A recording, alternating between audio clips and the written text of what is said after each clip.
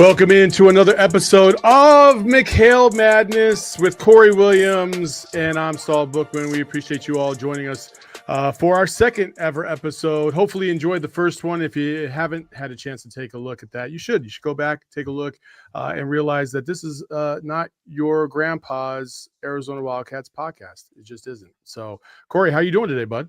I'm doing good, man. I've been better, talking about my cats, but yeah. I'm still doing good. Holiday week, Thanksgiving's coming up. Trying to focus on some positive stuff, No, I feel you, man. I feel you. It's a great week for families.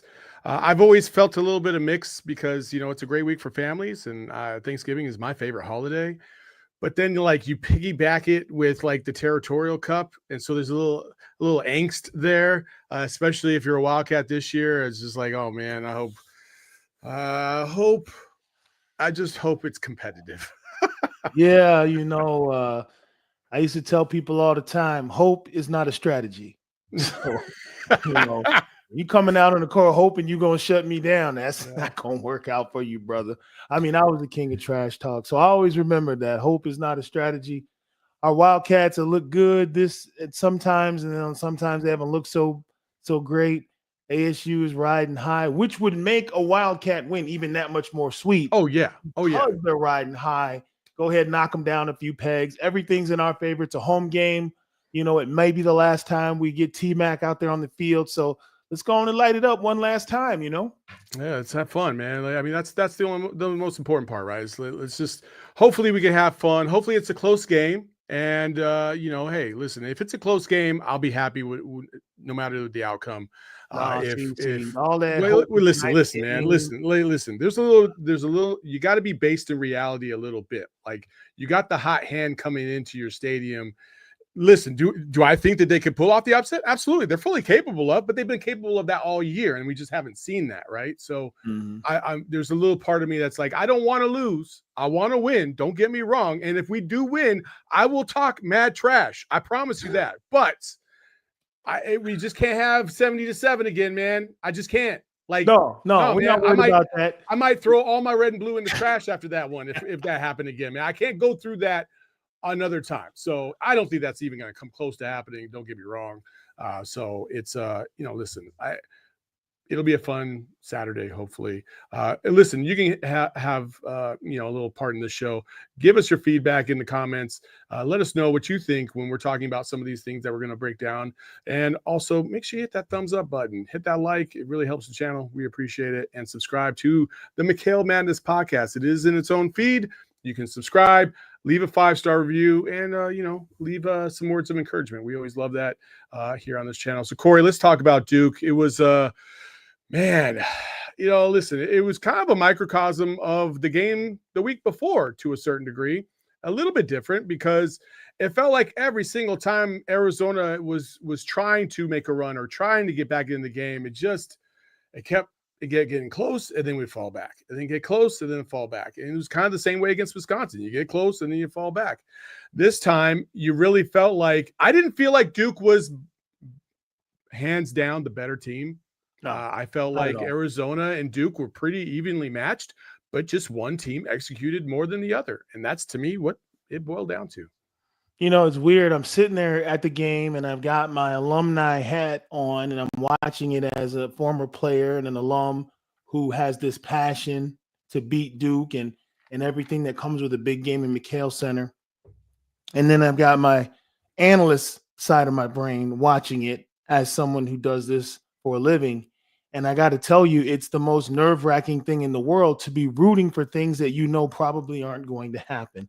And it was just a situation of, if I could put it in a nutshell, and I know that's what we're trying to do, there was no consistency anywhere to be found. Not offensively, not defensively, in scheme. And that's a sign of an early team, a young team, and, only 4 games into the season. But that bled into everything else. I think if you had to throw a word out there, it was inconsistency. Duke, they're not world beaters. They didn't apply any defensive pressure at all. They didn't get on balls.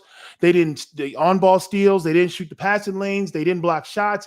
They did not ratchet up the defensive pressure. We were able to move the ball wherever we wanted. We just didn't execute. So it was extremely frustrating to watch the turnovers and the lack of offensive consistency early on. Yeah, and that lack of offensive consistency to me tells me that they just have not found their groove in terms of what they feel comfortable with yet. And listen, when Caleb Love is shooting like Caleb Love has shot the last 2 games, that bleeds into everything else because he's kind of, to me, I know Jaden Bradley he's the leading scorer on the team right now, but Caleb Love is the straw that stirs the drink, in my opinion. He's the one that keeps the momentum going, if you will. And he can really spark you to momentum. I mean, heck, I thought they were going to get on a run there for a little bit when he hit his first 3 of the game and kind of turned around. He was just like, oh my gosh, finally.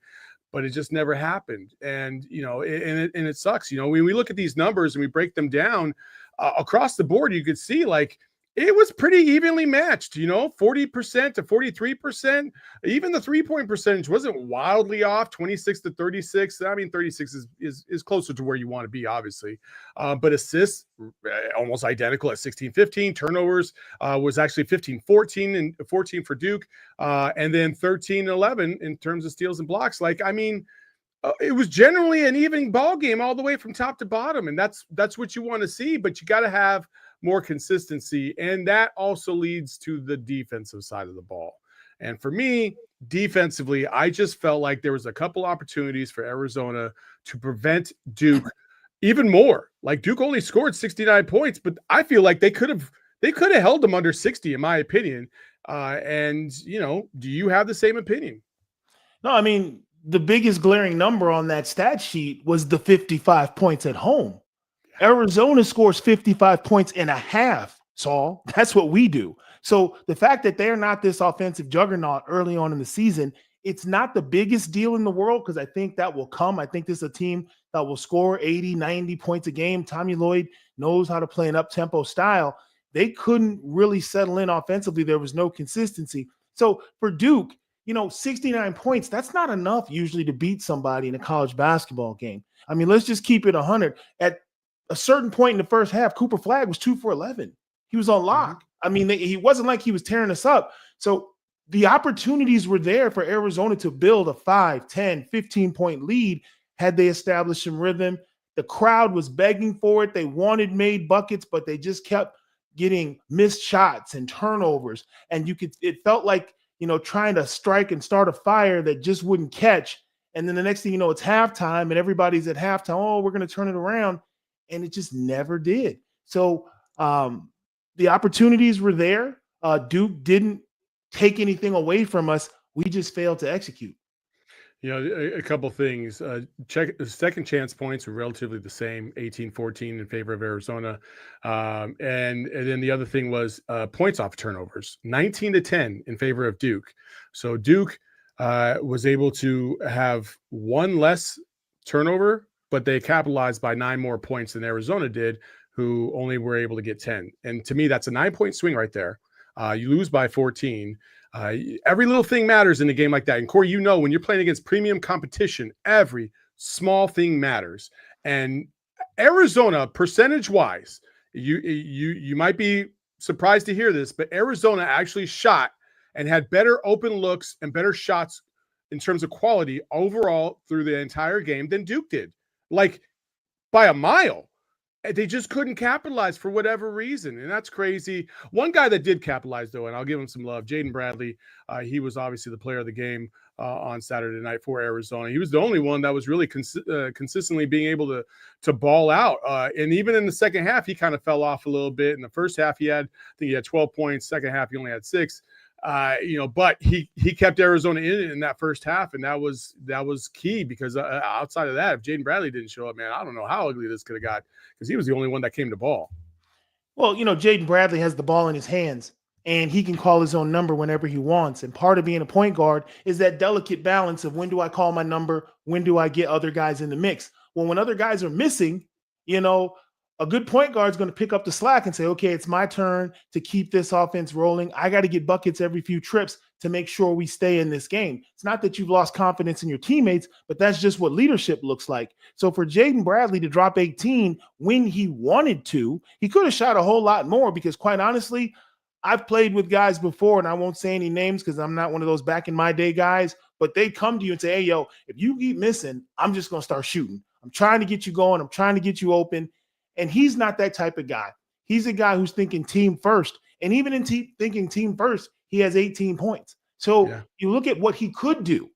But the season is way too young for anybody to get selfish, to lose confidence. But there were two things I saw early on that I didn't really, I don't say I didn't like, but the first thing was they switched everything on Cooper Flagg.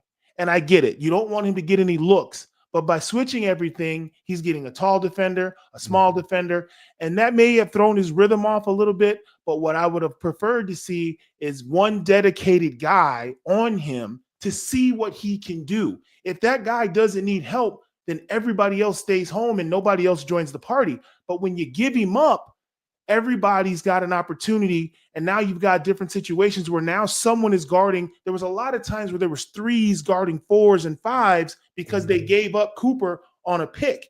I mean, but that's Tommy's strategy, and it worked for a vast majority of the game. So those types of things, you know, it was interesting. But the other thing that I saw that was quite alarming, and we'll talk about this later, is they look off the big men right now. No wings even consider dumping the ball into the post. And to me, with my basketball eye, that signals a full lack of confidence in the ability of your bigs. Guys got a guy on his back, and they would just pass it back up top. And what that means to the casual fan watching basketball, they know something you don't know. These guys practice every day for 2-3 hours. They know whether that's a good option or not. So when you start looking off your bigs, that's not a good thing, Saul. Not at all. And any big man worth his salt, when you got a guy on your back, you need to get the ball, even if it's just to take a couple dribbles and kick it out. But Arizona did not dump the ball inside. Arizona didn't score a point in the paint until the 8:42 mark of the first half. Completely unacceptable. I hear you. You know, you talked about rotations, and this is perfectly queued up because I want to talk about one possession in particular and how fans could probably get misled into thinking that it was one particular player's fault that something happened when it really wasn't. Okay. So let's go ahead and break down a play that happened in the first half. Here's the first image. All right. Now, obviously Arizona's going, they're going man-to-man matchup. KJ Lewis is at the top of the key. He's guarding Cooper Flagg. Okay. Maluak is about to set this screen. All right. And what's going to happen here is this happened a couple times. All right. Where I felt like, and this is not to disrespect KJ Lewis. I love KJ Lewis. He's one of my favorite players. He's a great kid. But KJ Lewis, a couple times in this game, I felt like could have fought harder over screens. And so what happened here was when Maluak hits the screen, but he didn't really hit it hard enough to like justify even being called a screen, right? He kind of flashed, he like tapped and then he flat or rolled to the basket immediately, right? If KJ Lewis fights over that screen, Krivas doesn't have to come up and guard Cooper. But instead, what happens is because KJ kind of hesitated, Krivas he's in no man's land, right? ADO is not in a position, and he should have been in position. And this is where I was going with in terms of like ADO probably got a lot of flack on social about, ADO's not ready for this game, blah, blah, blah. So he should have been in position. He should have been able to read that because what should have happened is he comes over and then Jaden Bradley would have rotated to his man in the corner if he was open, and then everybody else would have rotated over and the possession would have kept going. But because of all the switching, KJ Lewis also kind of hesitated until he realized Krivas was the one that was going to be switching with. And when that happened, everything was kind of out of whack. Also, I do want to say this too. The reason why KJ Lewis has to fight over that is so that way ADO doesn't leave that man wide open in the corner because Cooper Flagg is good enough to jump and then make that pass to the corner. Go to that third clip one more time. Yeah, right here. Okay, so if let's just say Krivas was in position for Maluak or not, but let's just say ADO was actually in position a little bit earlier, and Cooper Flagg saw that, he'd have just swung it to the corner because he's wide open. And so that's my thing is like the rotations need to be cleaned up. They're not exactly where as crisp and as clean as you'd like to see them. And listen, KJ, you got Cooper. You got Cooper. So unless somebody actually sets a solid screen on you, you got to fight over it.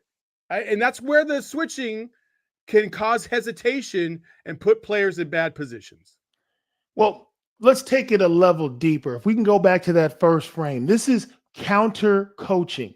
This is what a great coach like Shire does at Duke. You know you've got Cooper Flagg, the hottest player in the country. You know Tommy Lloyd respects Cooper Flagg. You know that Arizona's preached to trap him on all ball screens. So you don't even set the screen. Maluak comes up and shows screen. Now you can go to the next slide. He doesn't touch anybody. As you can see right there, there is a clear path for KJ to step in front of Cooper Flagg. But the whole concept is if I know you're going to trap a screen, I'm not even going to set it. I'm going to go up to my guy and dive away, and the ball is gone. Now you end up in a situation where you got two players. Look at the two Arizona players out front. They're guarding nothing. Cooper Flagg was never going to do anything off that screen. He took the screen because he knew their set was to slide and hit the roll. Now, Del Oro is completely out of position. He's the wrong guy on the court to be trying to come in and take a charge at the rim against a 7-footer, but that's great execution on Duke's part. If you know you've got a money man and you know the other coach is going to double team him, slip the screen. They slip screens the entire first half. Cooper Flagg soaking up that high basketball IQ from his coach. Hey, they're going to trap you. Get that ball out of your hands. Let other guys make things happen. That is a chess game between Tommy Lloyd and Shear at Duke. Beautiful execution. Arizona didn't really realize what was going on because they got back cut and guys slip screens all night. Very rarely did they actually try to set a screen because the one thing Duke did not want was for you to double team Cooper Flagg. So we're going to run up to him and dive away and make something happen. Absolutely. Absolutely. You can make something happen by going to Circle K today. You can get yourself some gas. If you have not downloaded the Inner Circle app, you should do so. But let me reverse this. Let me reverse this there, Kevin. Take that graphic down. I can completely screw that up. Let's just screw this. Let's just do this all over again. Okay, ready? Hey, I'm going to tell you exactly how you can score some points for yourself after the break. There it is. That's exactly how you're supposed to do an ad read. And then you get into the Circle K read. My bad, guys. Circle K, that's my fault. I owe you one right there, okay? But I'm going to owe you one right here because I'm going to give people some love and how they can save some money. 25 cents off per gallon for your first 5 fill-ups if you download the Inner Circle app. Last week, I'll tell you what. Last week, Corey, I don't know if you took advantage of the 40 cents off a gallon, but at my Circle K, not only was it 40 cents off a gallon, it also was 60 cents off a gallon because they upped it to another 20 cents. I had a $10 or 10 cent gift card or a 10 cent card, gas card. So 70 cents. And if anybody else was there and did all that and also signed up for the Inner Circle app right there on the spot, they got to save another 25 cents for a total of 95 cents off a gallon last week for some Circle K locations. So when they say fuel day, don't mess around. Go get your fuel because it's cheap as hell and they're trying to hook you up. That's what Circle K does. Download the Inner Circle app today. All you have to do is open up your app store, whatever it is, download the Inner Circle app, put your info in there and your money. You'll get text alerts. You're golden for the rest of the way. So go to circlek.com for more details. Terms and conditions do apply. 79 cents on a puller pop. Can't beat that. Let's go. Also, yes. We just spoke about it a little bit ago, but the Territorial Cup is coming up this Saturday. It's an afternoon kickoff, 1:30, I believe. And we have tickets. We have tickets for sale. You got to come. And if you Arizona fans don't want to show out and support the team, there's a ton of people in Tempe that will. And you don't want them to invade the stadium. It's already going to be probably ugly there. Let's make sure we just, keep them in the nosebleeds, keep them as far away from the field as possible. Nobody wants to see that color near the field. Let's go. Territorial Cup takeover. Get your tickets right now. Go phnx.com and hit the events button. And there it is right there. Beautiful. We're giving you food. We're giving you a branded Bills hat. We're hooking you up. Food and beverage beforehand. And it's going to be a great time, great event. I'll be down there. Corey will probably be in the stadium living the good life. But everybody else will be hanging out. So and a message to Sun Devil fans, and I mean this with all sincerity. Don't come down here with that foolishness. I seen your little guy on the sideline inside the medical tent against B. Don't try to do that down here. It's not gonna go well. I swear on everything I love. Please come down and be respectful. It's gonna be competitive. It's a territorial cup. We know what's at stake, but all the shenanigans, let's not try that. Let's just trust me on that. Yeah, no, they can miss me with that too as well, and hopefully we don't see any of those crazy. That's great college football stuff. But at the same time, I'm kind of liking that. That was funny. I mean, it was Barstool. That's funny. All right, listen, Corey, we talked about the defensive rotations. We talked about offense not being able to score, but you just touched on a little bit ago. The bigs being not as efficient as you would like for them to be. And it's a problem. And how much of a problem is it? Well, here's a graphic to show you just how big of a problem this really is. Arizona's bigs against Duke. That is the 5 players. So Krivas, Visar, we put Carter Bryant in there as well, Townsend and Awaka. Those 5. Everybody taller than me. You're big. Okay. I'm sorry. You 93 minutes total, 17 points, 20 rebounds, 6 of 14. Malawak by himself in just 16 minutes, 8 points, 3 rebounds, 3 of 4 from the field, half the production in less than a quarter of the time. And that's Corey. I don't know where to go from here. I don't know if I need to be concerned. Is this a problem that you feel like is going to persist? Because you're talking about players that don't trust right now. Is this something that can be developed? And if you're Tommy Lloyd, do you just coach your team to say, hey, listen, guys, we're not going anywhere this season unless these guys develop to the point where they can be solid contributors to our offensive game? Well, Tommy Lloyd is with the team day in and day out. He knows what guys can and can't do, and his job is to put them in the best situations possible. Watching that game, what I saw, these guys are out there 93 minutes. That's an hour and a half. And you guys get 6 buckets. That's unacceptable for bigs. Most teams play inside out. The ball goes inside at every given opportunity. They have capable bigs, guys that can score. They should have guys that can at least get the ball on the rim and maybe, take a jump hook or turn around, fade away, something. But to not even enter the ball into the paint lets everyone else stay at home. And now psychologically what starts to take place is 5 players start guarding 3 because we don't care about your 2 bigs, which makes things harder on a Caleb Love, makes things harder on KJ Lewis, makes things harder on Jaden Bradley. We have to get productivity from our bigs. I don't care if you guys go 0 for 8, but if you're over 6'9" and you get the ball on the block, shoot it. Don't pass it back out. Take it to the rim. Now, that's just me personally, but I think there has to be something said. And the big men have to be woken up like, guys, we're going to go as far as you guys take us. You have to have a presence in the paint defensively, and you have to give us some buckets. Yeah, we've got great guards, but we got to have complementary basketball. One of the things that I loved about Larry Markkinen, because nobody knew who Larry Markkinen was before he got here. I mean, they had heard, but you just don't know. He shows up, and I felt like Lowry, and he's always had this, he kind of had a quiet edge about him. Where, he was tougher than he seemed. And, European bigs typically get knocked for being soft. And Lowry was not that, although he did disappear in the last couple minutes against Xavier. But we won't go there. But I felt like he had a little bit of an edge. These guys, when you're talking about Vesar and you're talking about Krivas, right now, I don't see enough, of an edge from them. Like that determination that like, man, ain't nobody stopping me today. Like that's just what it is, right? Like I don't see that. And I don't know if that's something that they can develop over the course of time this season.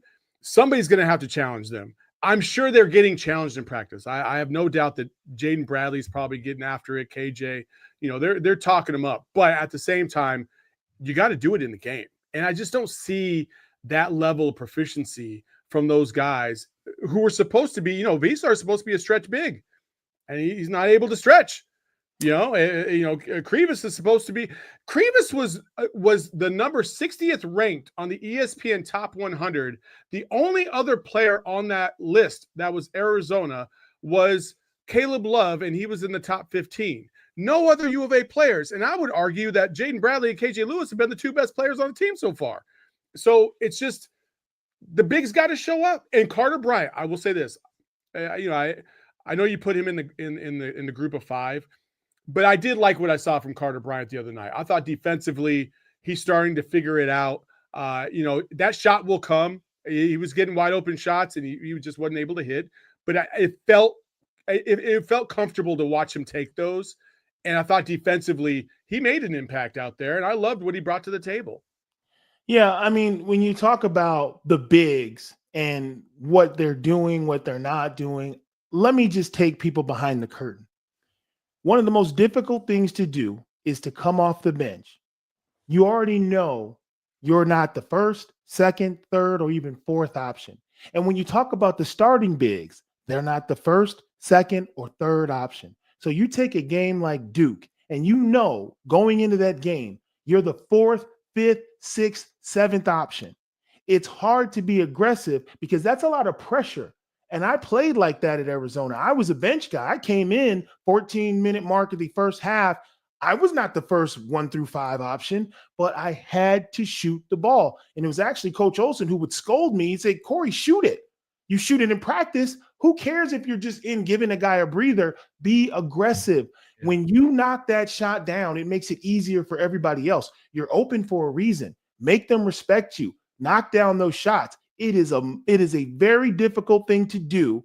Find your shot when you know where you sit on the pecking order coming in the game, or even if you're a starter. You got to think, okay, I'm not really the guy that's supposed to be leading the show, but I'm all of a sudden the guy with the ball in my hand. And you need to play with guys who will yell at the top of their lungs, shoot it, and mean it. Like, shoot it, dude, because if you drop that jump hook, then the world opens up for us. So hopefully, Arizona's got together, watch some tape, and the bigs have their courage, because when they tip off tomorrow night, I think it'll be a lot easier to score in the paint. But I would use that game as a confidence builder to get the bigs used to seeing the ball go through the bucket. You need to send the bigs to the Wizard because they need that courage. So, hey, it's tough. Damned if you do, damned if you don't. If you're the fifth option and you take back-to-back shots because you're open and you miss them, oh my God, what are you doing, dude? Play your position. You're out of line. But if you make them, you front page in the sports the next week. The next day, you bench player steps up. I got a headline in my office somewhere where exact same thing happened. They left me open and I torched them. You would have thought I was going to the league the next day, the way the newspapers were writing about me. So it's a double-edged sword. But to your point, they gotta be more aggressive for sure. Yeah. No, I mean, and Tommy, I don't know. I've watched Tommy for 4 years now. He doesn't strike me as the type of dude. He doesn't have the quick hook like Sean Miller did. You know what I mean? Like he's not running and sliding to the scorer's table and hitting the buzzer himself, right? Like he's never going to do that. He wants these guys to play their game. He wants them to be aggressive, but be smart. And he's going to allow them to make mistakes. And I'm sure, Corey, with you even, I'm sure with Lute, he wants you to take those shots. You're not going to make them all. But if it's a good shot as a coach, they can live with it. Hey, that was a good quality shot. You just missed it. We move on to the next one, right? As opposed to just forcing up a jumper, right? Now, if you miss 3 or 4 in a row, then it's like, okay, well, you're cold. You just need to come out. That's fine. Right. I get that. But that's where I'm saying with Krivas and those guys, like they got to – sometimes you just got to be like, no, I'm not passing it back out. This is me. I'm doing this. You have to show the coaches what you can do so they can figure out how to use you. But if all you do is pass it back out and play handball, they never get a sense of how they can use you. And one of the things I've heard Tommy say, and it was so reminiscent of Lute Olson, I don't want guys looking over at me wondering what to do. We're not going to get where we need to go. If you guys are uncertain, I need you guys in attack mode. Then I'll pull on the leash and sub my dogs in and out. But when you're out there, I don't want you hesitating or questioning anything. Go 100% and let the coaches worry about matchups and rotations. So that's something that, I know Tommy feels with his players. He wants his guys to be confident. But the fact that right now they didn't feel like dropping the ball in the paint would have provided anything, that's something that has to change. You've got to get the bigs some touches, and the bigs got to get some buckets, because you go 3 or 4 trips and you get buckets out of your bigs, it changes the whole game. Yeah, absolutely. It changes the whole game. Also, the chat is killing it right now. Appreciate all of the comments in the chat. ND says, I sit right behind the visitor bench. I could hear Coach Shire saying their bigs can't do anything when they get it. And then down low, AZ Wildcat fan said, our bigs felt like a black hole with their dribbling. It was like getting the ball to Deuce on wrist stick without the payoff. Yeah, absolutely. Like those are spot on. Or as my late great coach Jay used to say, right now they can't cut the mustard, let alone lick the jar, is the way he would say it. So. If you go back and watch the first half, they invited Arizona to try the high-low. The majority of the turnovers Arizona had in the first half were the 4 and 5 trying to connect on the high-low. Everybody else stayed at home. Oh, your big man has the ball at the top of the key? Fine, he can have it. You guys want to try to play your 2 versus our 2? That's cool because Caleb's not getting no wide open threes. We're in Jaden's jersey. So go ahead. We'll play 2-on-2 and see how that goes.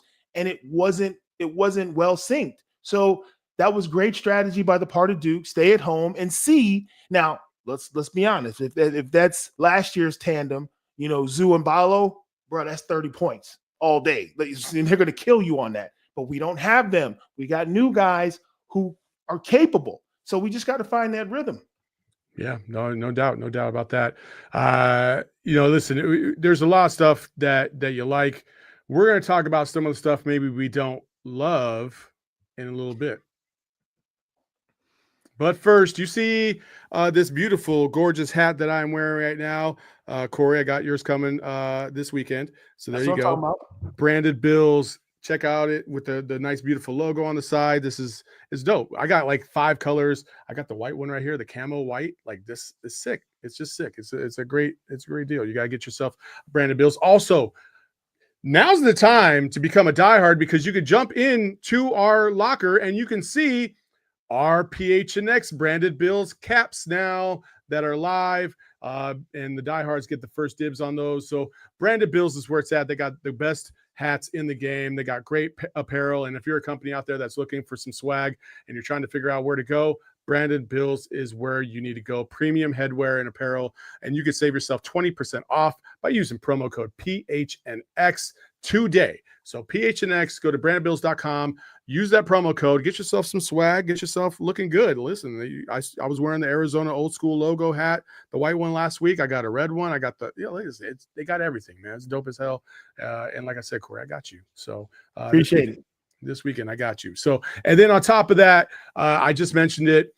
We have the Black Friday sale that starts this week.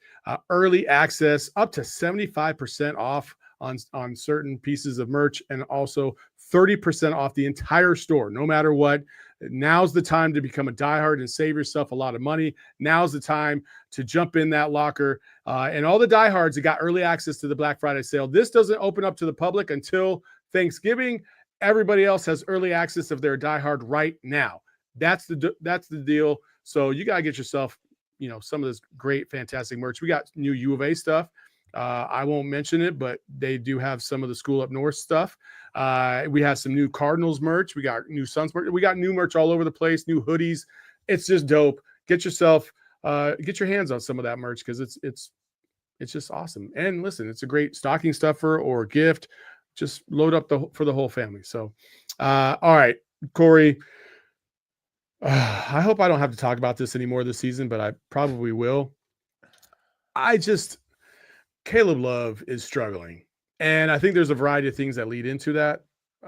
The first one I would say is he is not getting as many clean looks as he was in the past. And I think that's a testament to the caliber of player and how high of a level they're playing currently. And I just think that the game is a little tough for him right now. Do I think it'll get easier? Yeah. I think, when Caleb Love hits a couple buckets, just like all of us, like we just feel better. We look good. We play good. That's not happening. And it's kind of bleeding into everything else. It is. And here's what I would say, because I walked out of the game and I was really where you are. I was kind of down on Caleb. I thought he should have been a lot more aggressive. But I got to understand the recipe is different. The formula is different. Ballo was a black hole. Pella's an NBA player. You know what I mean? Like Keyshawn Johnson would dunk and was just a ridiculous athlete. The weapons were different last year. His looks came from that action and that gravitational hole that Ballo created.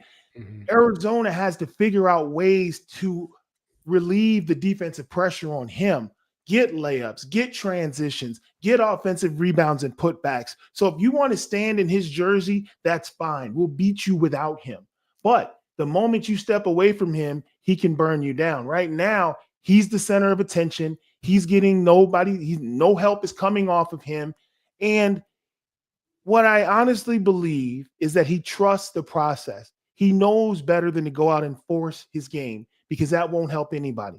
He's not a selfish guy. So he's trusting the coaching staff. He's doing what's asked of him. He's making good reads and he's not forcing shots. But there's a fine line between letting the game come to you and when you're, I don't know if he's a fifth year seat, you've got to dominate. You're one of the most experienced players on the court. You can't go 14 minutes without a bucket against Duke. Get to the free throw line, do something. You have to put your imprint on the game.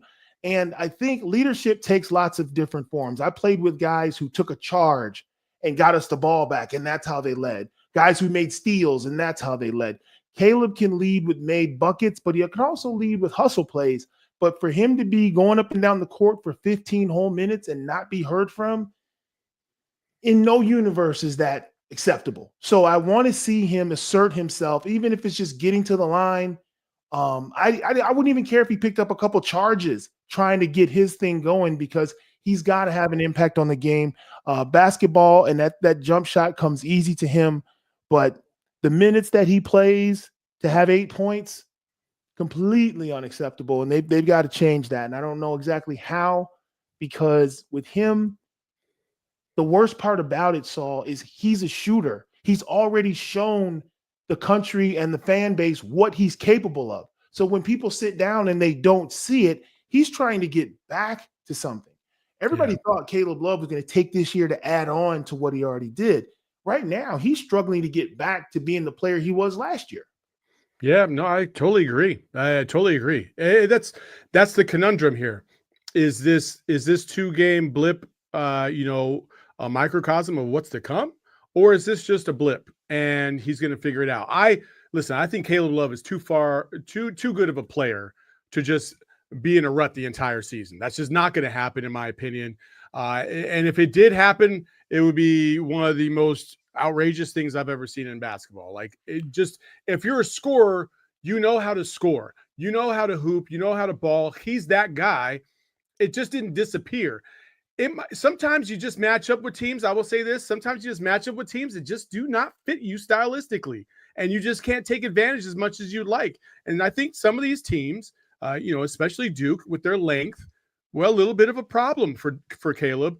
And if you're not running some sets to try and get him a shot, specifically for him to shot, and I knew they did it a couple times, but it was a large portion of this game was let's just kind of needle and prod and see where the weaknesses are, and then somebody would take advantage. To that point, Caleb Love should have been one of those guys that just said, I'm gonna try and get mine right now because nobody else is doing anything to try and get this going. And I think, the great players in U of A history have shown the propensity to do that. Caleb Love is trying to find that. And that's the frustrating part, I think, for this fan base right now. Well, let's flip the script. Let's say I'm coaching against Arizona, right? I'm coaching against Arizona. I'm trying to make Arizona a one-trick pony. Right now, I've got 2 games of footage I can watch as I prep for U of A. I can do what Wisconsin did, and I can do what Duke did, and I know Caleb Love won't be a factor. As the season continues, every team has a coach who's paid a lot of money to just basically figure out what the last team did. And now you see it in the NFL with quarterbacks, not to change subjects, but that stuff you was doing in week 3 suddenly gets shut down because guess what? There are people who are invested in shutting you down. Caleb Love is the only thing people are trying to shut down when they play Arizona basketball. That's not on him. You got to look at the rest of the guys on your crew like, yo, if they're doing this to me, that means it's 4 versus 3 or sometimes 4 versus 2. You guys got to help out your teammates and get buckets because the recipe's not going to change up. If I'm Davidson, I'm going to try to replicate what these other two teams did and see if I can do that. Because if Arizona comes in at 55 points, Davidson will have a chance to win. 55 points is not a lot. So to Caleb's defense, I see what they're doing. I'm being patient. I'm trying to be a player. I don't want to make bad plays. I don't want to force things. But the reality is, we say all the time, same soup, just reheated. That's what he's going to see tomorrow night. He'll see it for the rest of the season. These coaches are paying attention to what other coaches are doing against Caleb Love. You said same soup, just reheated? Same soup, just reheated every same soup. Same soup, just okay. reheated. All right. I thought you said suit. I was like, I don't get that. Explain that to me. I was like, I don't know. Is the soup bringing the heat or something? My dad was a chef in the Navy. Hey, Chuck, what are we eating? The same soup, just reheated. That's what you tell them. They'll be out to sea thinking it was something new on the menu. It's always the same soup, just reheated. I love that. Oh man, ain't no soup like a chow hall soup. I tell you that much right now. Oh man, listen, I think. Listen, he's got a good opportunity this week. Listen, I think 3 back-to-back games could be the recipe he needs to get back into it, right? Like instead of it's hard to play 1 game a week in basketball. That is tough. Yeah. You need that repetition in order to kind of find your groove and get your rhythm and really kind of feel your way through things. And I think that has also been a reason why Arizona's kind of struggled early. And listen, obviously other teams have not struggled. Other teams have played well, but there's other teams like UConn just lost to Memphis and Colorado in back-to-back nights. Nobody would have thought that. And they're the defending 2-time national champions. So we all go through it. They've got 2 losses. We got 2 losses. It's not the end of the world. Do I think UConn will be there right in the mix at the end of the season? You're damn right I do. Do I think Arizona will? You're damn right I do. I think they'll be just fine. They just got to figure it out and see where it goes from there. And Saul, it's times like this where I like to lean on the words of the great American poet, Taylor Swift. Shake it off. That's what you got to do. You got to shake it off. Caleb, put that in your headphones on repeat. Shake it off, brother. Oh, man. Yeah, I totally agree. And hopefully that'll happen because if we want, if we want to get to a Final Four, it's going to have to happen. And with that being said, we're going to check in the vision board after this break. Taylor Swift isn't playing at Gila River Resorts and the casinos, unfortunately. Maybe we'll get her there one day. But that doesn't mean you can't have a good time. I think we had about 75 to 80 people at our Arizona Cardinals watch party on Sunday. We have another one this Sunday against the Minnesota Vikings. You got to come and check it out. It is a fantastic time. Early morning kickoff, 11 o'clock against the Vikings. So they'll have some breakfast, some brunch options. In addition to drink specials, they're handing out. I think we were handing out some neutrals the other night. And then we also had a cool halftime guest. We had Eric Swan and we had Michael Bankston, both former defensive linemen of the Arizona Cardinals. We did a little Q&A at halftime. It was fun. Everybody had a great time, despite the fact that the Cardinals lost the game. Didn't matter, but Gila River is the place to go for all your fun activities when it comes to sports betting, when it comes to casino games, or even just enjoy the resort. They have huge pools. They have spas. The hotel rooms are first class. Like, you will have a good time at any of their 4 resorts. I live over here by the Santan one. The Santan sports book and the entire environment is just top notch. It is phenomenal. You will have a great time. And I think we're going to have our NFL draft party out there at Gila Resorts and Casinos this year as well, which will be just a fun time. So come check it out. You go to, you do you at playatgila.com. And listen, that is where all the players go. This is where the best of the best in the Valley love to go and hang out. They love to go to Gila River Resorts and Casinos. So check it out. It's a fantastic time. So yeah, there you go. All right. Vision board time. Right. So Corey, we're going to go through the vision board that we went through last week, and you're going to give us an update on where do you think they stand. So it's either a check mark, it's a minus or an incomplete, or halfway. I mean, we're halfway there, I guess you could say. So let's go through this vision board. All right. The edge. Do they have the edge? No, there's no edge right now. This team is trying to find its identity. And it's okay that they don't have edge right now. I don't think any team in the country has edge 4 games in. You don't have that, we're coming to do what we do, no rain or shine attitude, that swag. You don't have that yet. So I'm not really freaked out about that. I know that will arrive eventually. Maybe it's going to take a hard foul or some trash talk or a big play to establish it. But every team has a moment where they stamp their identity and go forward from there. Arizona hasn't had that yet. So that may be something coming up. I will say I was encouraged by their just their overall intensity on defense. There was a lot of loose balls on the ground, and I felt like every single loose ball, there wasn't somebody that was just standing watching. They were all diving on the floor, getting after those loose balls, forcing jump balls and stuff like that. So that was encouraging. So that will build that edge as you go along. But I agree with you. Like, I don't think that they have it yet. All right. The second one, do we have good bigs? I think we already talked about that. So that's under construction. We'll just, put a pin in that one. That is a developing story. Developing story. Kind of like what happened on the freeway over here by my house yesterday. The whole freeway shut down because the developing story was some lady was on the bridge. And that was just, she came down though. She came down. They got her down. She was on the bridge for 9 hours, dog.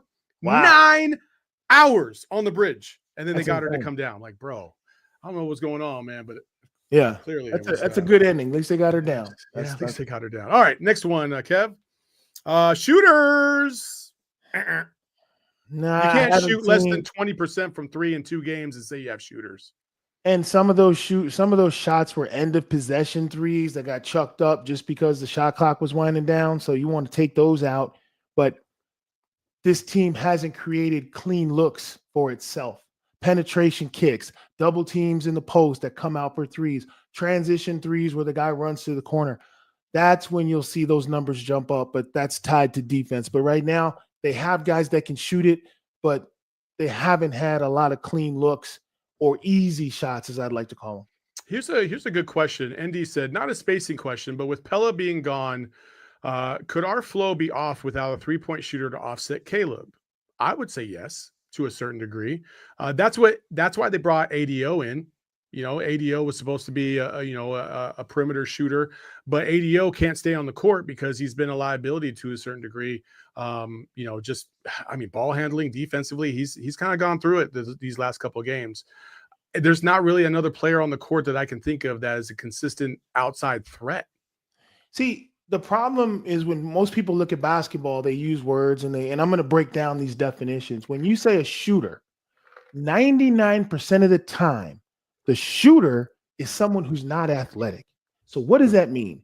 They're tied to someone who is. Now, if you come across a shooter that is athletic, then congratulations. You're talking to an NBA player like Steph Curry or Klay Thompson or one of those gazillionaires who actually can shoot and can blow past you with the handle. That's a very rare combination. So when you talk about spacing is one of those things where you have a guy that they have to respect, and he may even require a double team. It could be a penetrating wing guy, opposite a shooter, a dominant big, opposite a shooter, a point guard who's just lightning quick and breaks down the defense, opposite a shooter. But usually there's a piece of athleticism tied to the shooter. Now, the shooter, and I'm friends with one of the greatest shooters of all time, Steve Kerr, he used to always tell me how Phil Jackson would have to find games for him to play in. He could look at the month schedule and tell you which games he was going to play in, which games he wasn't, because there wasn't anybody for him to guard. So when you talk about balance and shooters, yeah, the bigs have to step it up because D.O. can shoot, but he's never going to get a look if we don't create some action for him. So shooters are rare, and they're weirdly described. They're effective, and everybody falls in love with the shot. They see the shot go and like, oh, but you got to look a couple layers deeper. What set up that shot? Who are you playing with that created that shot for you? Because 9 times out of 10, shooters aren't doing their thing and then raising up a la Steph Curry, at least not at the collegiate level. So you've got to balance that out and create opportunities, just like we talked about for Caleb. Cool. All right. Next one. All right. Defensive stops. What do you got there, Corey? I saw some defensive stops, 69 points given up to Duke. That's not bad defense at all. I think, in a game, this Arizona team should be scoring in the 90s. So giving up 70, usually you're going to walk off the court with a win. But it was better defense than what happened in Wisconsin.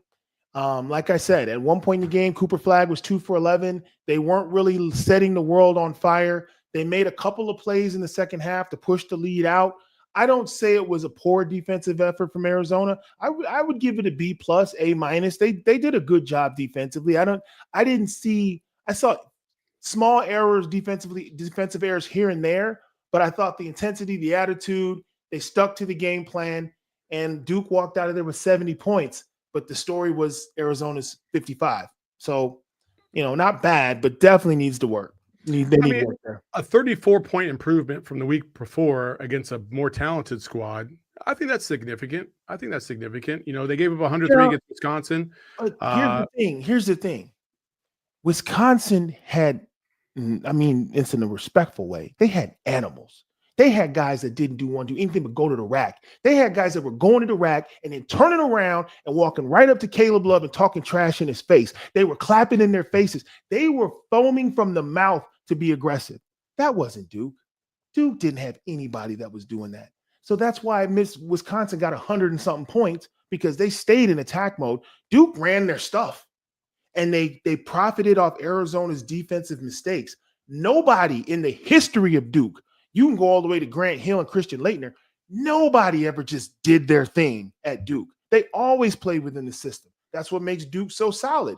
So, yes, Arizona played good defensively, but Duke isn't a space you out, attack, one-on-one type of program, and they stuck to the script. It was a 69-point script, but it was good enough to win, and it shouldn't have been. It's a good point. It's a great point.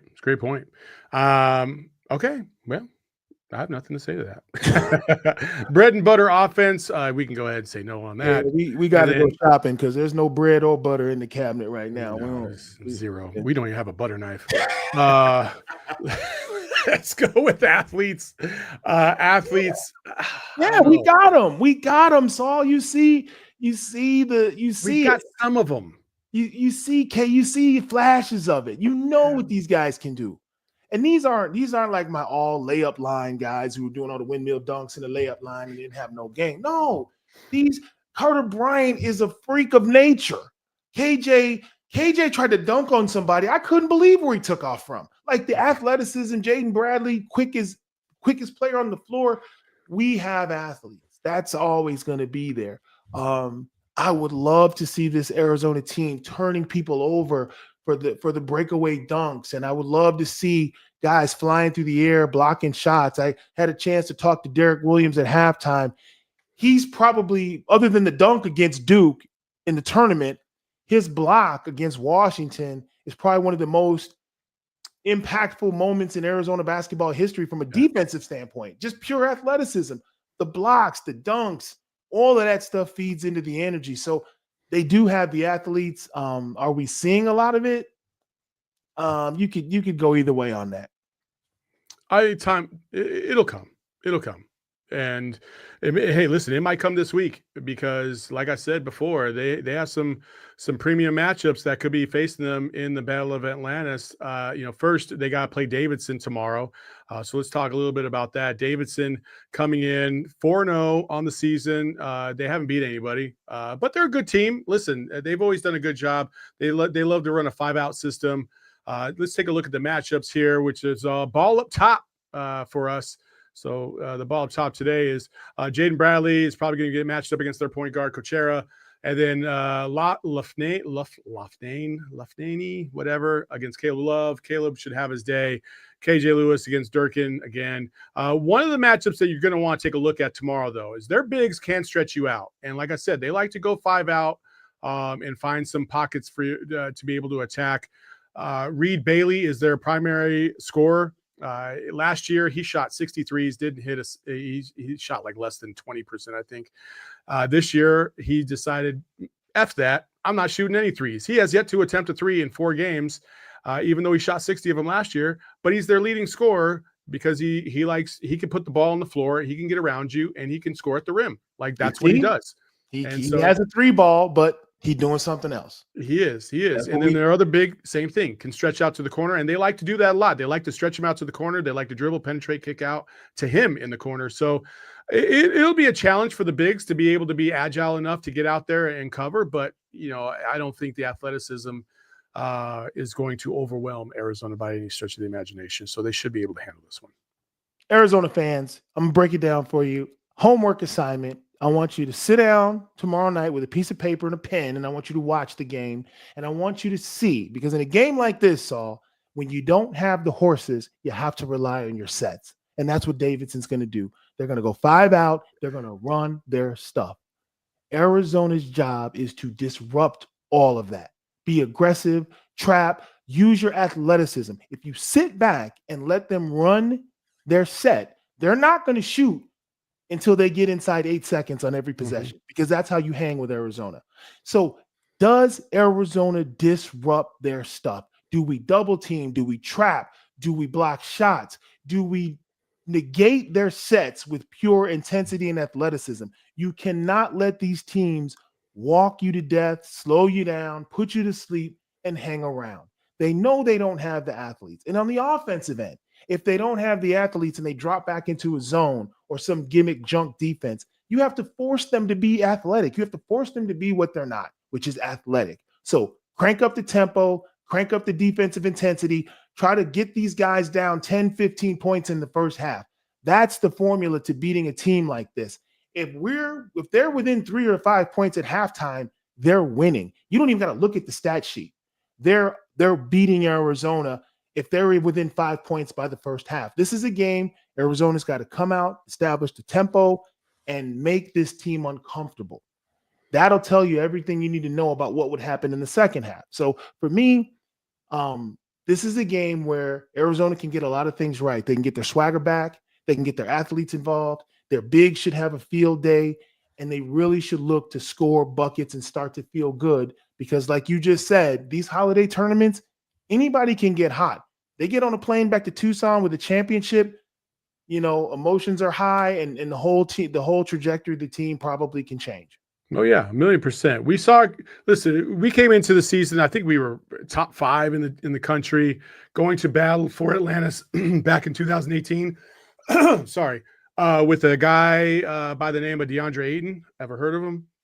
And we got mollywopped in Atlantis. 3 straight games. It looked like we didn't know what the hell was going on. Sean Miller coached team. They were really bad defensively. Ayton was really the only bright spot in that. But guess what? As the season went along, they figured it out. And, a team from Tempe, who was the number 3 ranked team in the country because they just beat Kansas, who was number 1 on the road, came into McKale, and they were undefeated. And Arizona had lost like 4 or 5 games. Who won that game? And then who finished better in the season? Yeah, Arizona. So it's not all lost. It could be the reverse in this matter. They can go to Atlantis. And let's take a look at the bracket, because if they get past Davidson, this second round, they got matchups with possibly Oklahoma and Providence. And then if they get to the championship, and this would be so beautiful, and I hope one of these 2 things happen, they're either going to face, hopefully they'll either face Gonzaga or they'll face Indiana. And folks, that's what we call old friends. Old friends. There it is, old friends. Look at our old friends. Mark Few, obviously, that's where Tommy Lloyd, was coaching under at Gonzaga. Then Oumar Ballo over in Indiana. Listen, it's going to be a fun tournament. Hopefully they'll be able to rise up and get a key win, especially if they're able to face Gonzaga or Indiana, because those teams are both top 15 ranked teams, and Arizona needs some top wins because their resume needs to get stacked. Otherwise, when you hit the tournament, the only thing that's really going to be beneficial to you is the Big 12 conference, which is strong. And right now, I do believe Kansas is beating Duke kind of easily. They were up by 10 a little while ago. So that's good. So overall, I'm excited for this tournament. I'm excited for this 3-day stretch. So many storylines over there in the Bahamas. Tommy, if he ever faces Mark Few, that's like a guy he spent 18 years with him. He's coaching against himself. There's really not much in terms of mentality that they don't understand about each other. Mark Few, if he ends up playing against Indiana and has the face-off against Ballo. Ballo's a guy that he let go at Gonzaga when Tommy took the job at Arizona. So Ballo's like used luggage, like, oh, yeah, you're taking the job at Arizona. Yeah, take Ballo with you. That's fine. Now all of a sudden Ballo's at Indiana, like, okay, you didn't want me at Gonzaga. You let me go. I came to Arizona. I shined. And now it's payback time. He's going to be playing against his former coach.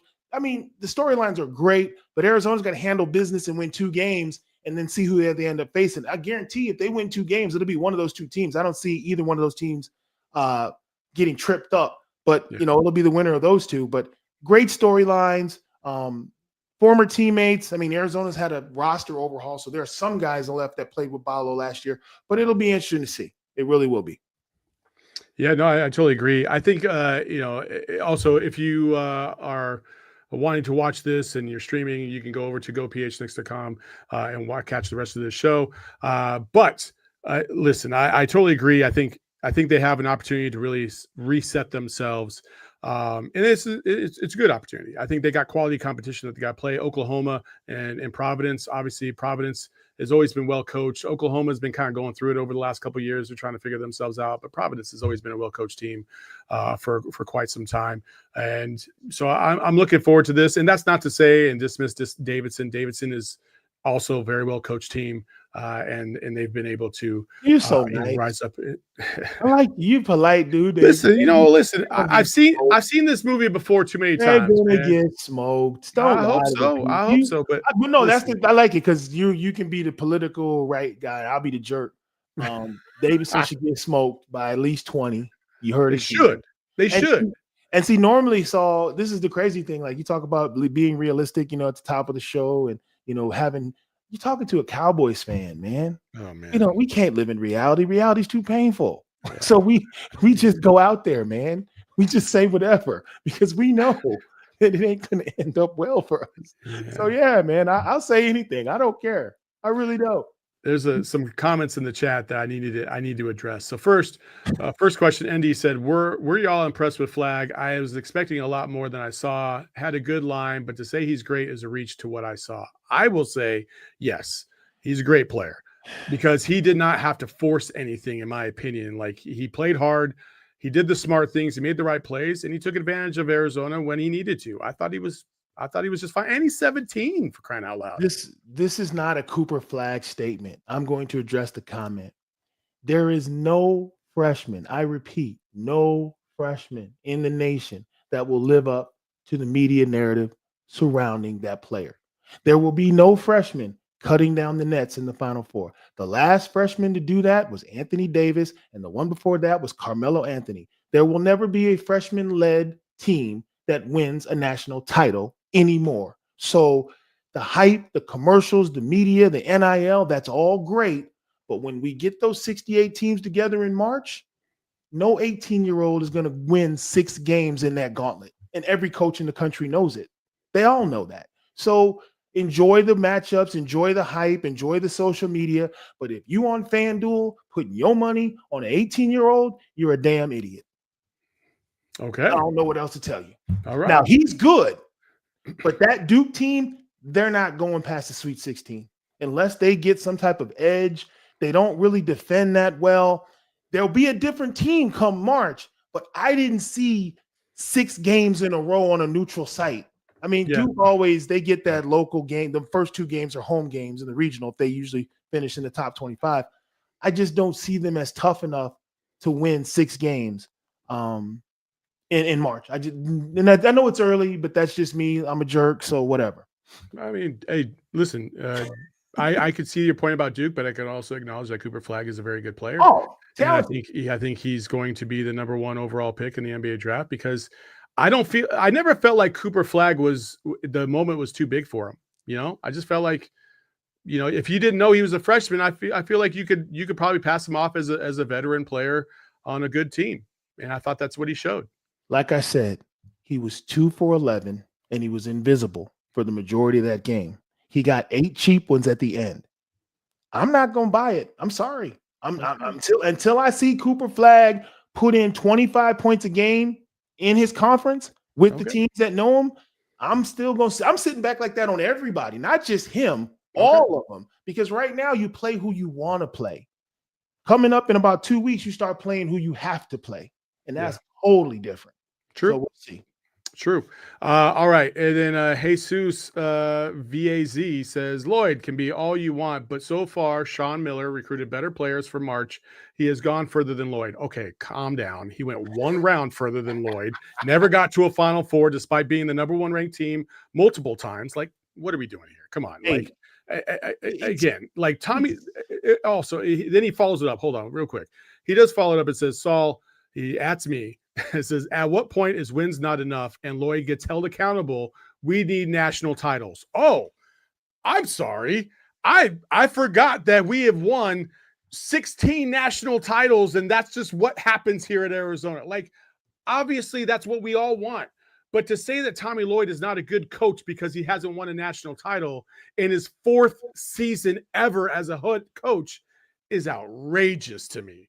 What are we doing here? Well, I think Arizona fans, I was part of the golden era of the 90s, Lute Olson. They've been eating filet mignon for damn near 25 years with Lute Olson.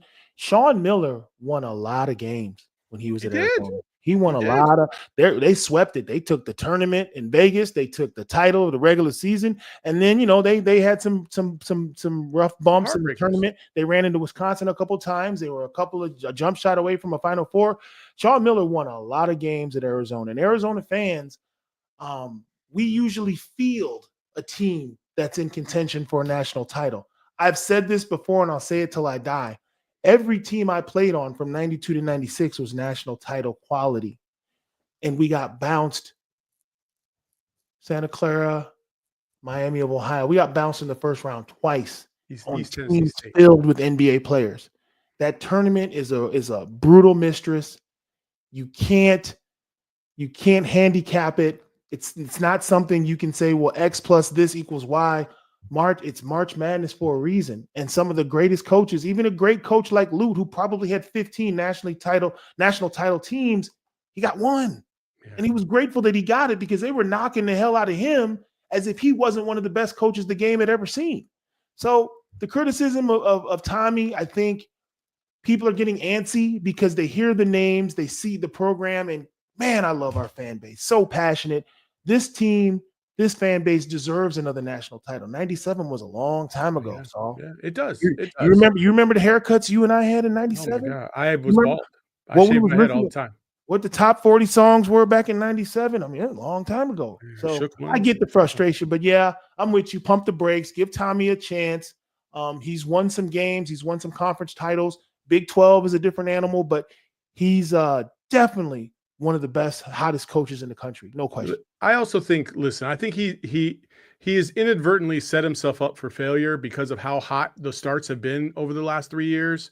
And people, obviously, when they saw that, nobody expected Arizona to come out in Tommy Lloyd's first year and be as awesome as they were and be the #2 overall seed. But I'm here to tell you, folks, like, I was there in San Antonio to watch them face Houston. When I saw Houston come out into the court and get started, those dudes were grown-ass men. And I was like, there's no chance we're beating this team today. There's just no chance. And sure enough, they dominated that game from start to finish. Like, they were just a physically more mature, solid basketball program because they've been together for a while. And Kelvin Sampson is a great coach himself. And that's why they've gone to multiple Final Fours since he's been there, okay? The next year, you can miss me with that. Yeah, it was an upset to Princeton, but that team was never going to go anywhere, in my opinion. Like, they just didn't have the dogs in order to do it. They just didn't. And then last year, to me, was the first year where I felt like they had a legitimate shot to get to the Final Four. They had just as good a team as anybody else in the country, maybe minus UConn, because I do feel like if we would have played UConn in the national championship, or even we saw what happened to Purdue earlier in that year, like, those two were just going to be too tough for us with their big down low. With Klingon, and then obviously big guy. Why am I thinking Purdue? Why am I having a brain fart on him? Big old 7 foot. Because he's not memorable. Zach Edey? No. Zach Edey. See, he's exactly at Memphis. I mean, let's be real. If he was jumping off the page, we'd have remembered his name, but it took a minute because he's right. True. So like last year, I felt like they had the dogs to do it, and a majority of those guys were not Sean Miller players. And so, like, we're talking about a guy that's still still trying to find his niche and still trying to find his groove. And he's done a phenomenal job through 3 seasons of getting Arizona still to national relevance, still top 10 worthy, still competing for conference titles. And now is a new challenge. They come to the Big 12, and there's all these teams in Houston, Kansas, Baylor, Iowa State that are just chomping at the bit to be able to prove themselves against another entity in Arizona. And Arizona has got to match that same energy by saying, hey, we get to do the same to you. We get to go to Fog Allen and we get to dominate you. How about that? So there's plenty of opportunity to see where this is all going to go. But I think listen, I love what Tommy Lloyd does. I am a big Tommy Lloyd fan. I always have been, just watching him really put this program together, and it never feels like the moment's too big. Well, so I'm on board, and I'm not in favor of just getting rid of him because he's not winning national titles. I'm going to tell you something, and I'm not going to name names, but with ESPN, I go all around the country doing college basketball. I've been doing it for almost 10 years now, and I talk to coaches, I talk to players, and a lot of the time the question comes up, what's so special about Arizona? And this is what I tell them. I swear to God, every time I tell them, I says, Arizona basketball is the fan base. What makes Arizona basketball great is our fans give a damn. They will get rid of the president. They will get rid of the athletic director. They will get rid of the coach. They will not suffer back-to-back 500 seasons. They will not stand for it. And it started because of the Lute Olson era and Fred Snowden before him. But the point is, our community won't tolerate mediocrity.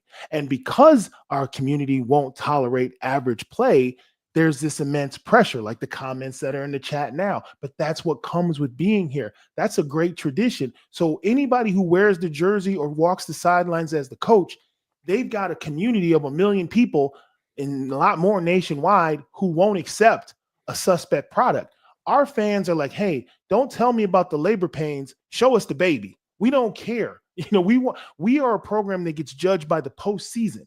Do you know how many programs in the country get of the 212 Division I teams? How many programs get judged by the postseason? Maybe 7, 8. The rest of them are just happy to get in the tournament. So we are one of the elite of elite programs in the country where, unfortunately, how it ends is all people talk about. Yeah. So that's a good thing when you struggle and you lose to Wisconsin and you lose to Duke, because at the end of the day, if we're popping champagne and win the conference, if we're popping champagne and win the conference tournament, if we get to the Final Four and we're cutting down the nets, nobody will care about the Duke and Wisconsin losses. But at the same time, you get popped in the first round. I still got people coming up to me talking about Steve Nash, and I'm sick of that. And I haven't seen Steve Nash since that game, but that's part of Arizona history.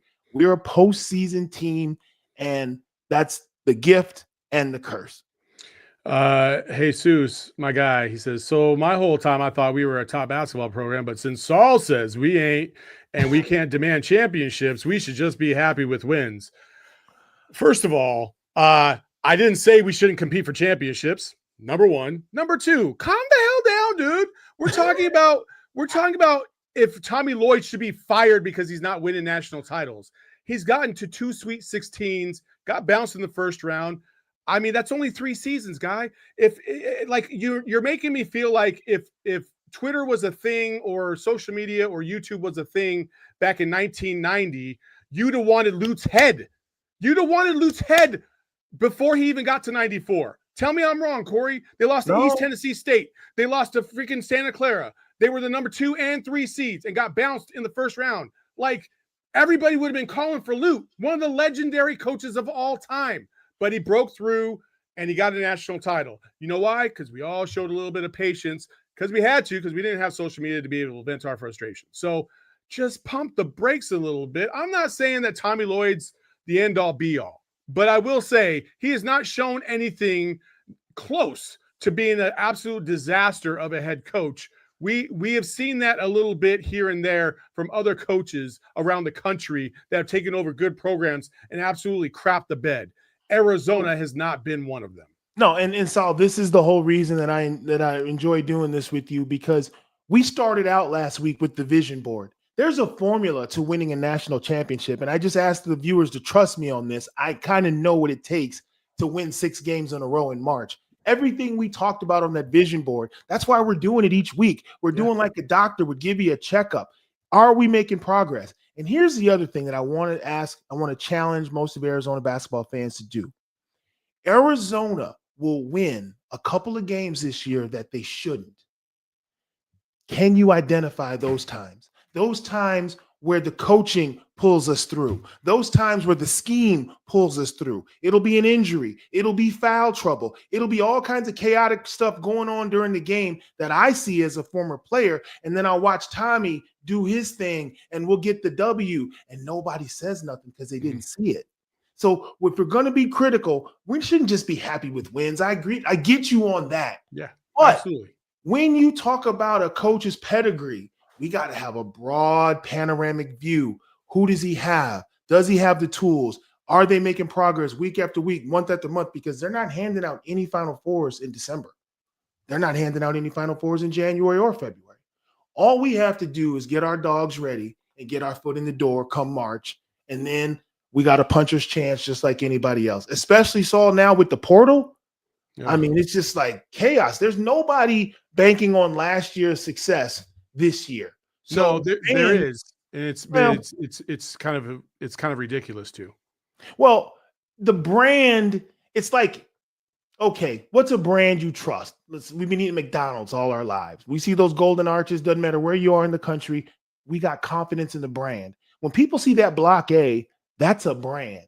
Mm-hmm. But it's not like you got a Jason Gardner who's going to be point guard for 4 years. It's not that you're going to get 3 years of a Damon Stoudemire or you're going to get 2 years of an Andre Iguodala. Like the brand, the contents in the box have been changed with the transfer portal and with NIL. So every coach has to go get new ingredients, a new shopping list every year. So the brand may be consistent, but man, when you peel back the layers, okay, who's Townsend? Where was he at last year? What happened to Ballo? Like it's musical chairs. The job is harder than it's ever been. I know coaches that retired because they didn't want any parts of this right now. They wanted to be able to recruit a kid, teach him, develop him, and have the school and the program benefit from his sweat equity. Pour into the kids and let's watch the program go. Now, all of a sudden, it's the wild, wild west. Kids play for a year, transfer for more money. Great coaches, they don't even get the opportunity to show how good they are because it's chaos every year in the transfer portal. So I would ask our fans, to look at Arizona, which I think will be a 20-25 win season for sure. And then, we're all going to be on the edges of our chairs come March because we want this team to get to a Final Four. We want this team to get a national title. But there are so many teams that A, don't even make the tournament, B, would kill somebody for a 25-win season. But try explaining that to Wildcat fans. Good luck, because we've been eating caviar for damn near 35, 40 years. So, it is what it is. I love it. Hey, listen, there's a school up north that has been trying to figure it out forever. They have all the resources. They have money. They have more. Man. They probably have more resources than Arizona. They have a larger alumni group, and guess what? They can't figure it out. You know why they can't? Because they don't have our fans. They don't have our fans. Passion. They don't have our intensity. And again, like Lute set the foundation for everything to get built upon. And every coach since then has taken it and built upon it, right?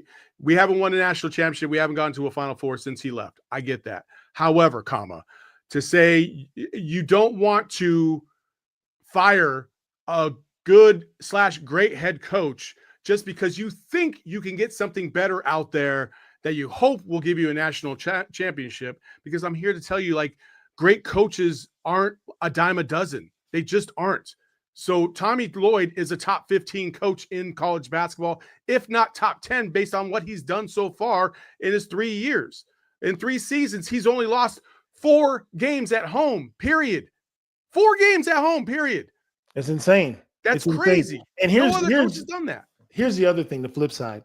When the Arizona job opened up, it wasn't like there was a whole bunch of people on the list. It's a short list because there's only 3 or 4 coaches that could actually do this job. Mm-hmm. So they were the only ones really seriously putting their name out there. Now, what we don't want is some charlatan coming in here trying to get the job and hoping he can do it. There's only a handful of qualified coaches that could even work at this school and do this job. And we got one of them, a young, smart coach, came up under a great system, coached dozens of NBA guys at Gonzaga, and brought that same mentality here. And it's unfortunate because we're kind of talking in circles now, but it all boils down to what happens at the end of the year. That's what shapes people's opinions. But I'm a person where coaches' jobs are to make 2 + 2 = 5. That's a great coach. I've been around great coaches. I've been coached by great coaches. That's what they do. They take the ingredients and whip up a gourmet meal, and the fans love it. And sometimes the story doesn't end the right way, but you still got to look at it in terms of how do we fare against our peers? Arizona's dominated the Pac-10. They dominated the Pac-12, and hopefully we'll start dominating the Big 12. So we'll see.